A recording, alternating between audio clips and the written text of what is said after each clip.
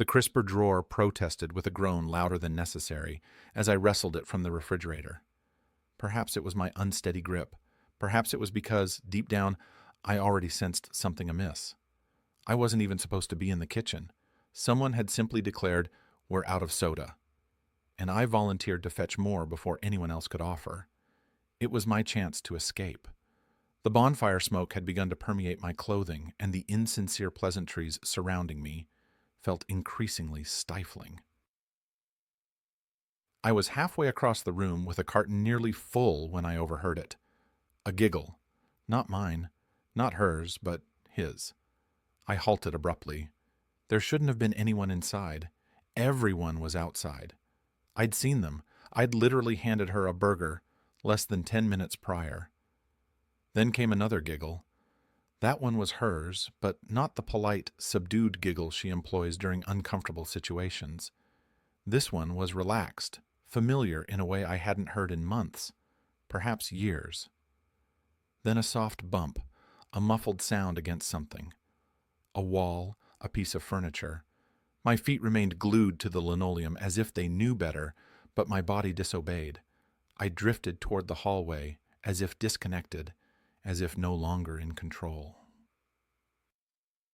The den door was slightly ajar, not enough to discern anything, simply enough to suggest I wasn't intended to. I stood there, motionless. Then I heard it. Her voice murmuring something soft and sweet. I couldn't decipher the words, but the tone sufficed. Then I heard his voice. It wasn't anyone from her family, not her uncle, not her father, not her brother.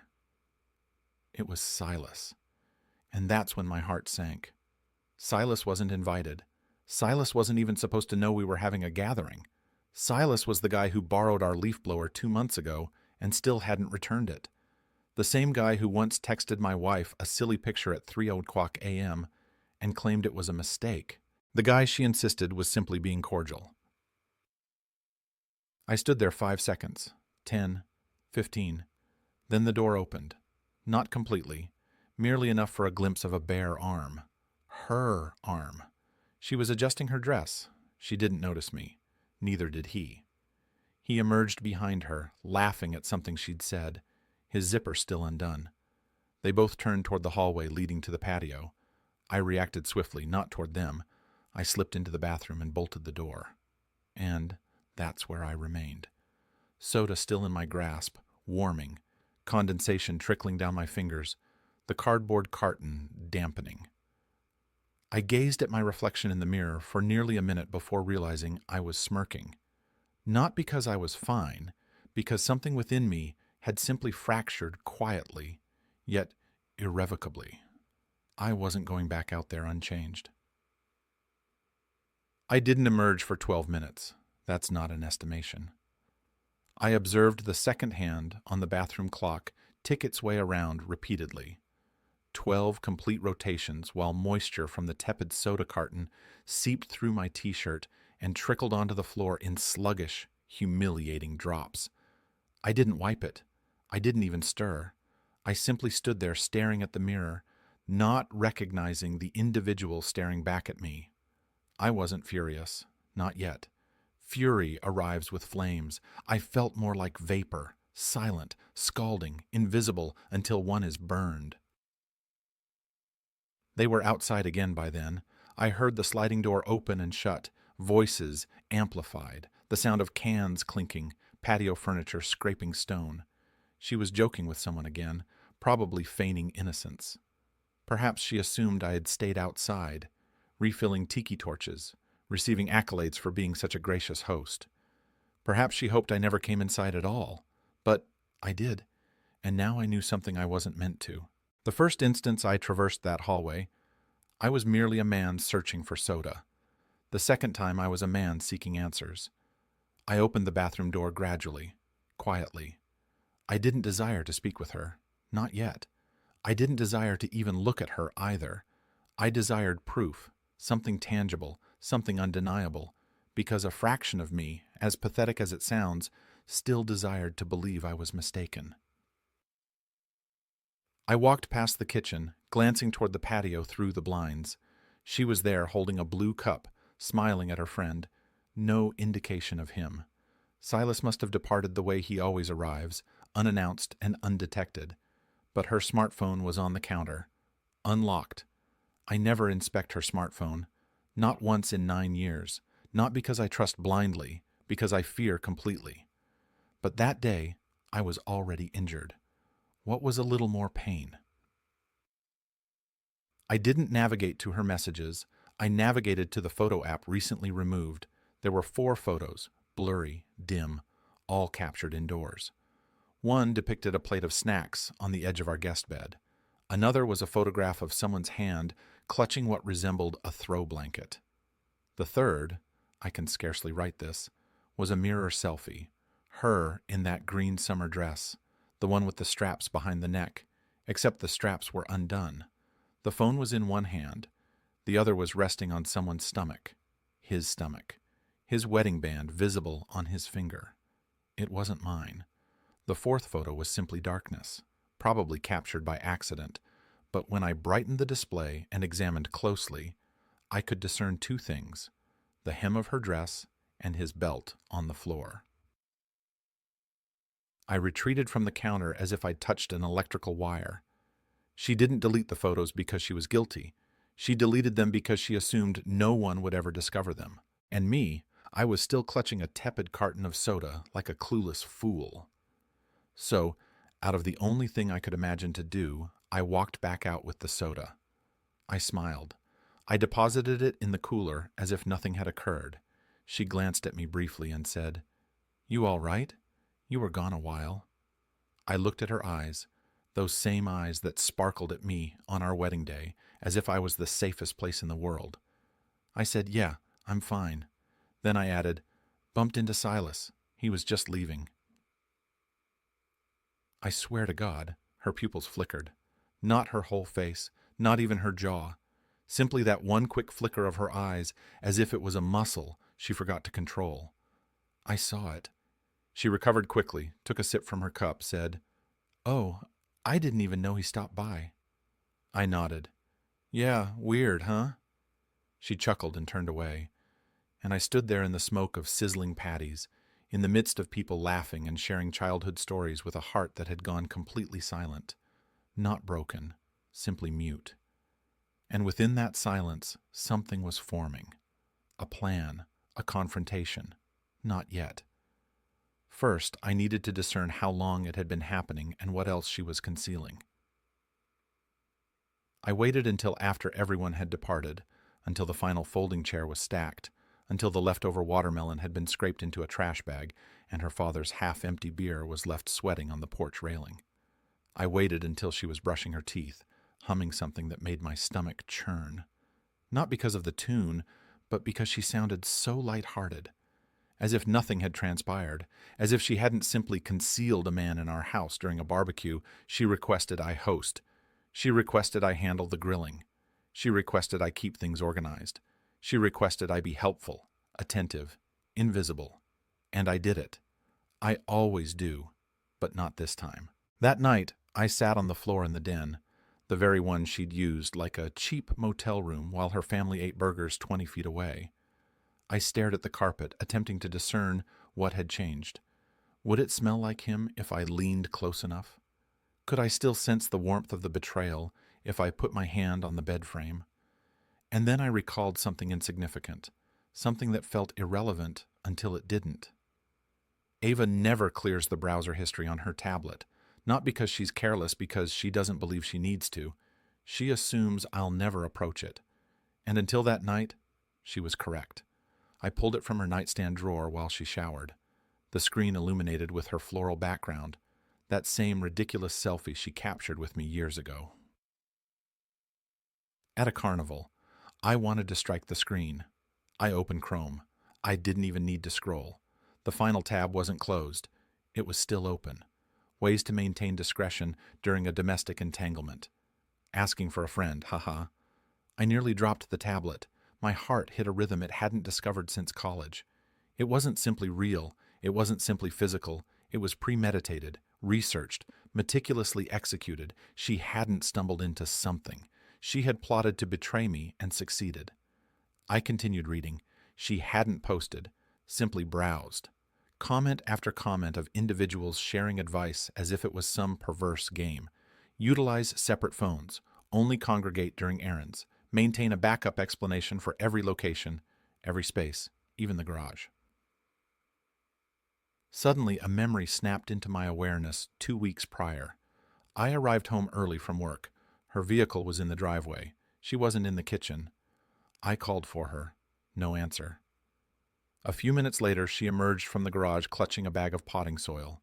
"We don't have a garden." At the time, I chuckled. Assumed she was simply buying soil for a friend. Now I felt ill. I entered the garage quietly. She was still in a bathroom blow-drying her hair. I stood there surrounded by tools I never utilize and boxes I never labeled and simply stared. Then I noticed it. A small jacket folded awkwardly behind the hot water heater. Not rolled, stuffed. Why would anyone store a jacket there? I pulled it out. It reeked of cologne, not mine. Something sharp, smoky, and confident. Embedded in the fibers like a presence. And then I discovered the second thing. A receipt crumpled from a convenience store, 25 miles out. 2 lemonades, a pack of protections, a fire starter. The date, 3 days ago. The same day, she informed me she had a terrible headache and spent the afternoon in bed while I worked late covering a coworker's function. So now I knew this wasn't a fluke. This wasn't one inebriated error behind a closed door. This was a thoroughly orchestrated show, and I was the only one without a script. And still, I hadn't spoken a word. Not because I didn't care, because I didn't know how to communicate without yelling, because if I opened my mouth, I might never cease. So instead, I returned everything precisely as I discovered it. I disposed the jacket with cologne down the toilet. I snapped a photograph of the receipt and sent it to my personal email. I closed the tablet and put it back where it was. And when she entered the bedroom wearing those pajama bottoms she knows I fancy, grinning, humming, pretending to be the woman I married, I rolled over and pretended to be asleep.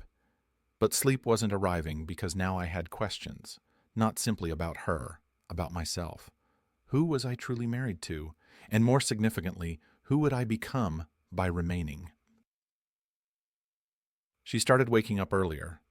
It was subtle at first, a few moments here, 15 minutes there. I used to be the one who prepared tea prior to work, set the mugs out like some predictable sitcom husband. She used to wander in half asleep, yawning, hair tied up with a writing utensil, muttering about deadlines and sore muscles. But now she was already dressed when I entered the kitchen. Makeup on, lip gloss, body spray. She mentioned she had sessions, claimed she was part of some new project at work, but she operates remotely. Her office is down the hall, and I hadn't seen her on a single online call in weeks. So I started observing, not obsessively. At first, I'd simply notice things, how she'd take phone calls outside, whispering behind the tool shed where the Wi-Fi barely reached, how she'd arrive home from shopping outings with bags nearly full and cheeks flushed as if she just won a jackpot. I began monitoring her timetables, her routes, even her gas mileage. She used to fill the vehicle once a month. Now it was once every 4 days. I installed a camera in the car. She never noticed. She assumed I was still asleep in the mornings, assumed I was the same slow, easy-going pushover who avoided conflict as if it was an illness. And perhaps I was. But I was also someone who'd been burned so severely that silence had become my sole weapon. The footage arrived 2 days later. I skipped through hours of nothing, of traffic and parked vehicles and gas stations. But at 9:27 a.m., something appeared. A gray sedan parked 2 rows over in an unused retail complex lot. My wife's vehicle pulled up alongside it. She didn't exit immediately. He did. Silas, baseball cap, overcoat, as if he was trying to be unseen. He leaned on her window, then entered the passenger seat.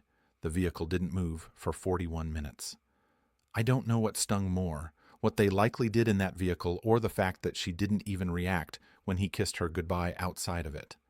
She wasn't anxious. She wasn't terrified. She was used to it. That afternoon, I pretended to forget to empty the garbage. Ava made a comment about how we need an order again.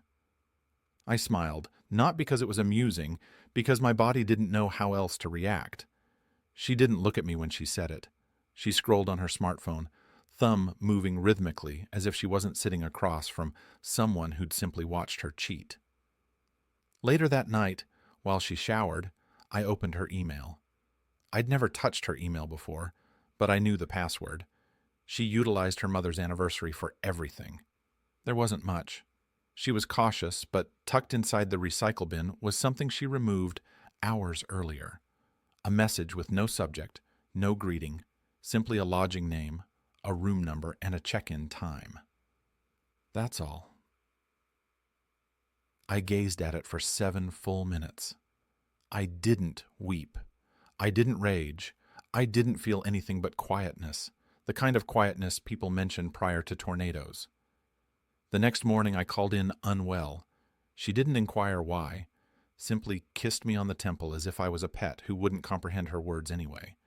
Then she departed, hair done, heels on, jacket too thin for the chill. I waited exactly 35 minutes. Then I followed her. I utilized my old vehicle, the one she loathes because the air isn't functioning. I stayed 3 vehicles behind, watched her take the service road, the one that bypasses downtown. She didn't go to work. She went directly to the lodging. It was an average chain, nothing special, but the kind of place with heavy drapes and easy check-in kiosks. I parked across the street behind a cleaner's truck and waited. She walked in as if she'd done it hundreds of times. She didn't even pause at the entrance, didn't glance over her shoulder. And that was the instant. That was the moment I realized something deeper, something far worse than simply betrayal. She didn't feel shame anymore, not even slightly. She was done concealing. She'd already proceeded. I was simply the portion she hadn't determined how to eliminate yet. I didn't follow her inside. That would have been too obvious. And besides, I didn't need to. I had already seen enough. Her walking into that lodging, pushing hair from her face as if it was simply another routine function, was confirmation. I stayed in the vehicle, observing the entrance, checking the time. 15 minutes passed, then 30. I don't even recall breathing. At minute 43, something unexpected happened. Someone knocked on my window. I nearly jumped out of my seat.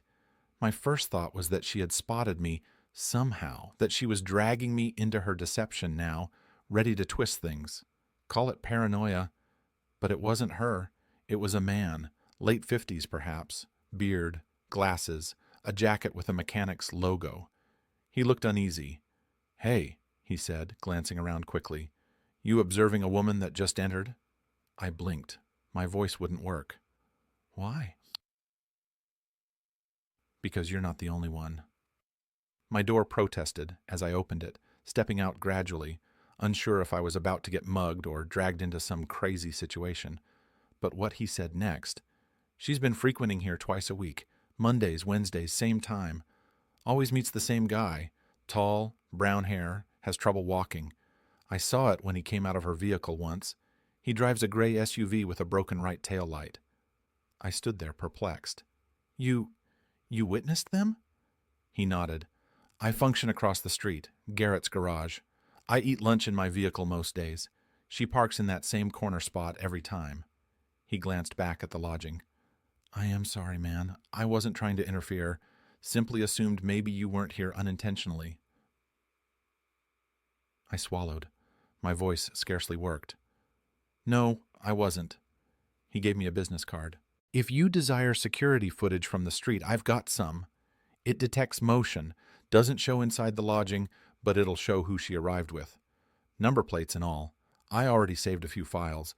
Didn't know who to give them to." I accepted the card as if it was radioactive. My hand was trembling. I didn't even recognize it until he looked at me with compassion. Not pity. Compassion stings worse. When he departed, I sat back down, not moving for another 15 minutes.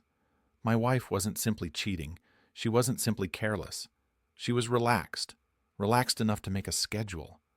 Relaxed enough that other people had started noticing her patterns before I did. What did that say about me? What kind of husband doesn't see his wife slipping away in broad daylight? I waited until she left the lodging. 51 minutes later, Silas emerged 2 steps ahead of her, wearing sunglasses and a sly look. He didn't kiss her, didn't even touch her. They were past that now, past the initial infatuation stage. This was simply habit, mechanical, like washing up. She followed him to the parking area. They didn't say much. She got in her vehicle. He drove off first. She sat behind the wheel, checking herself in the mirror, adjusting her lip gloss. Then she exhaled gradually, as if she was relieved. Then she contacted me. My smartphone vibrated in my lap. I gazed at it, perplexed. Her name right there, cheerful as ever. I answered after the second ring. "Hey, honey," she said. Her voice was calm. "Just completed my meeting.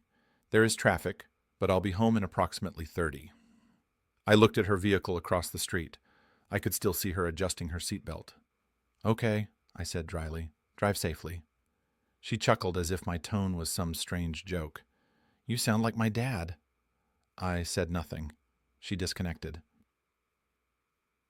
That night, I didn't eat dinner. I informed her I wasn't feeling well. She offered to make soup. I said I already had something earlier. She didn't persist. She simply kissed my cheek and disappeared into the bedroom, browsing social media as if she was a woman with no secrets. But I wasn't looking at her anymore. I was staring at the business card in my hand, because tomorrow I was going to that garage, and I wasn't returning empty-handed. The garage didn't appear like much from the outside, simply a squat structure with chipped paint and a rusted vending machine out front that likely hadn't been used in years. The name above the entrance read Garrett's Auto explicitly, and even though I had the card in my pocket, my legs still hesitated as I approached the entrance.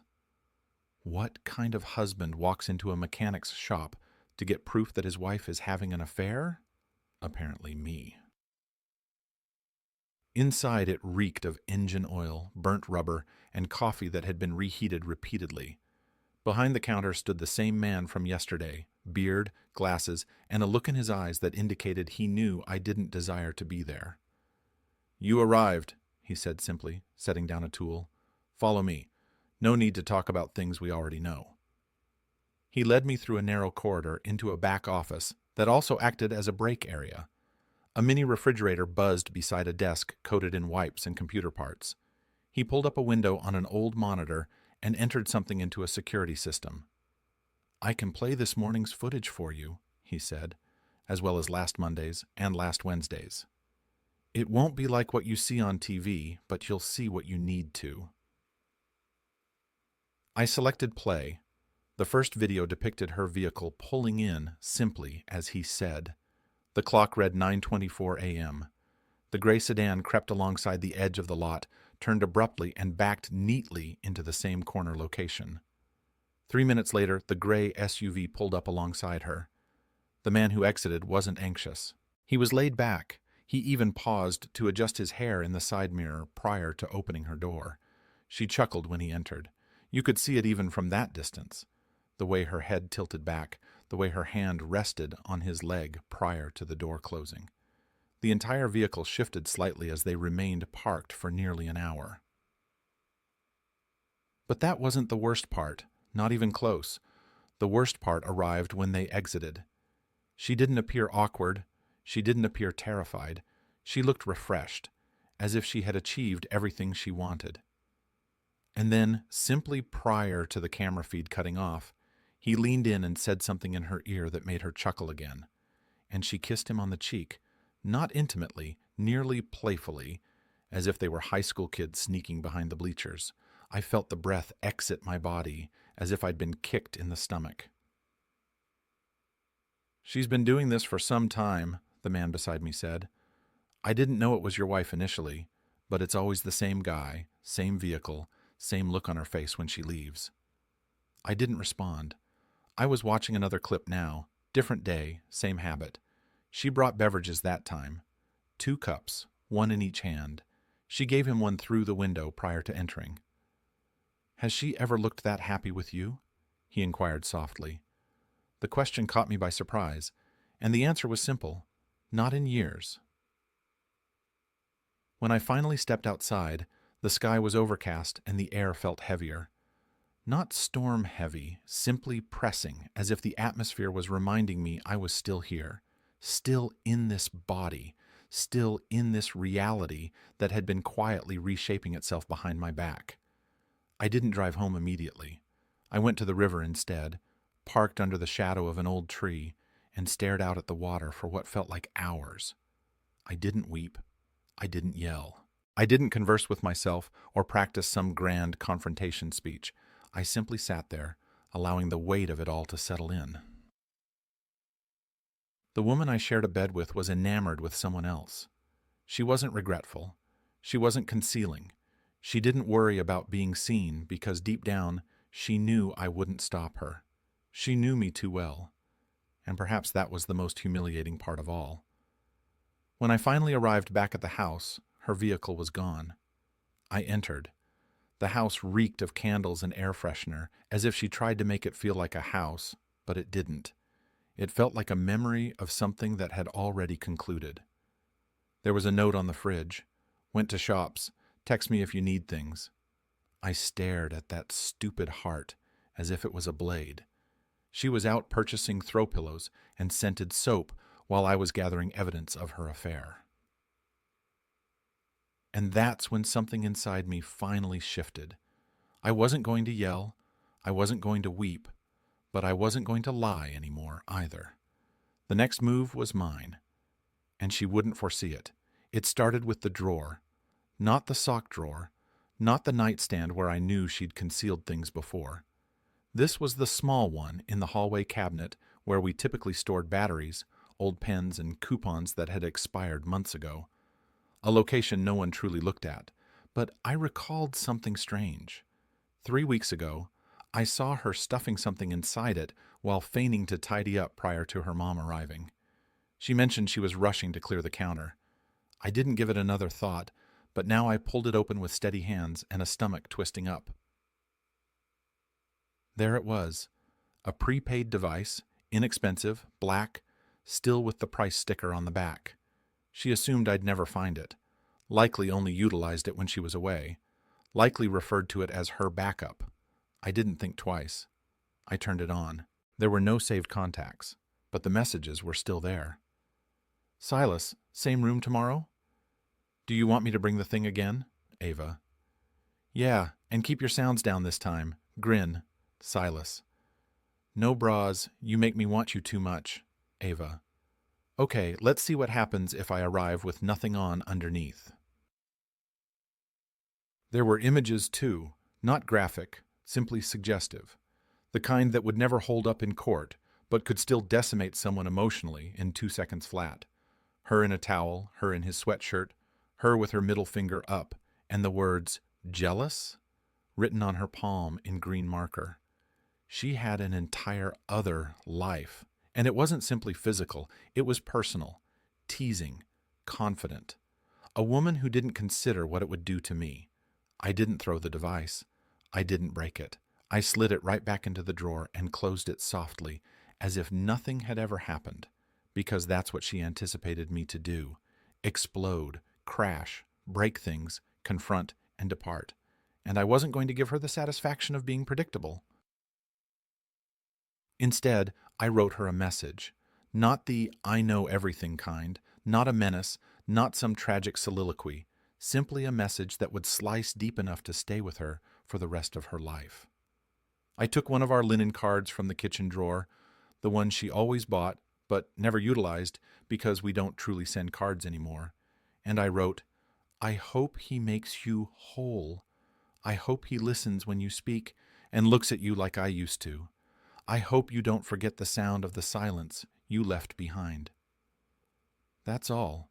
No name, no signature. I left it on her pillow and walked out of the house with my keys, my wallet, and the clothes on my back. I didn't have a plan. No luggage, no destination, simply an idea. Disappear quietly enough and let her speculate when the truth will surface. I stayed at a cheap hotel, one of those places with signs and heavy curtains that don't close all the way. I laid on the bed, fully clothed, and stared at the ceiling until dawn. My smartphone buzzed multiple times for calls, texts. "Hello, where are you?" LOL. "I'm freaking out. Please answer." That was the first time she used my name in a text in months. I didn't reply. The next day, I went to my friend's shack a few towns over. He's never home, and I knew the spare key was still stashed under the grill. I made tea, sat by the old wood stove, and started compiling a list. Not of duties, a list of questions. 1. When did I cease being enough for her? 2. Was it something I missed, or was it something she concealed? 3. If she ever requests forgiveness, will she be sincere or simply hate being alone? 4. Am I strong enough to walk away without witnessing her fall apart first? By the fourth cup of tea, I realized something terrifying. I didn't desire retaliation. I didn't desire to ruin her life. I simply desired mine back. But there was one thing I needed prior to making any final decision. I needed to see her reaction to that card, because if she wept, perhaps there was a possibility of saving our marriage. But if she didn't, then I'd know, and I wouldn't simply depart quietly. I'd depart completely. She didn't call the next day or the one after. I imagined 1,000 versions of what she might be doing. Breaking the house apart, looking for the prepaid device, crying into her pillow, or perhaps not crying at all. Perhaps simply deleting photos, changing sheets, making new memories with someone else. But for once, none of that mattered because something had changed in me. I wasn't sinking anymore. I wasn't holding my breath, hoping she'd choose me. I was observing the water from the shore, wondering why I ever assumed I needed to be in it. I spent 5 days alone in that shack. No entertainment, no device, simply my thoughts, firewood, and a book. I didn't write about her. I wrote about me. The version of me I hadn't seen in years. The teen who used to bike in the snow simply for joy. The man who once took a late train to nowhere simply because he could. The individual who used to envision owning a bookstore near the sea, somewhere tranquil, somewhere warm. On the 6th day, I heard a vehicle. I peered through the curtain. It was her. She exited gradually, clutching the card I had left behind as if it was a historical artifact. Her eyes were red, her hair messy, no makeup, not the polished version of her that Silas knew, simply Ava, the one I fell in love with once. She didn't knock at first. She simply stood there on the porch as if she wasn't sure if she should even be there. Then a quiet knock. I opened the door. We didn't converse immediately. She looked at me as if she was seeing something unfamiliar. Perhaps because I wasn't standing small anymore. I wasn't shrinking for her comfort. I was simply standing. She gave me the card. Her hand shook. "I've reread this 1,000 times," she whispered, "and every time it felt worse." I didn't accept it. I didn't need to. "Why did you come?" I asked. She looked down, then back at me, eyes full of tears that weren't faked, truly hurting. "Because I'm sorry. Because I thought I could have it all and keep you too. Because I didn't believe you'd ever actually leave." "You were right," I said. "Until now." She nodded. "I know I don't deserve a second chance. I don't even know if I'd take me back. But I came here to say I finally see what I've done. And I wanted you to know I don't want anything from you. Not even forgiveness, simply the truth." I examined her. It wasn't an act, not this time, but I didn't tell her it was okay. I didn't console her. I simply said what I knew was real. "I don't hate you," I told her, "but I'm not going home." That crushed her. She looked as if the floor might open up beneath her feet, but I wasn't malicious. I reached out and touched her hand, not with passion, not with longing, but with acceptance. "I'm going to be okay," I said, "and one day you will be too." She wept. I didn't. She left the porch with something broken, but something else starting to mend.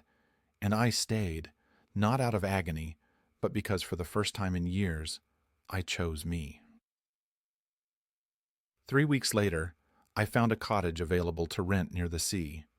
Not a bookstore yet, but the coast is near.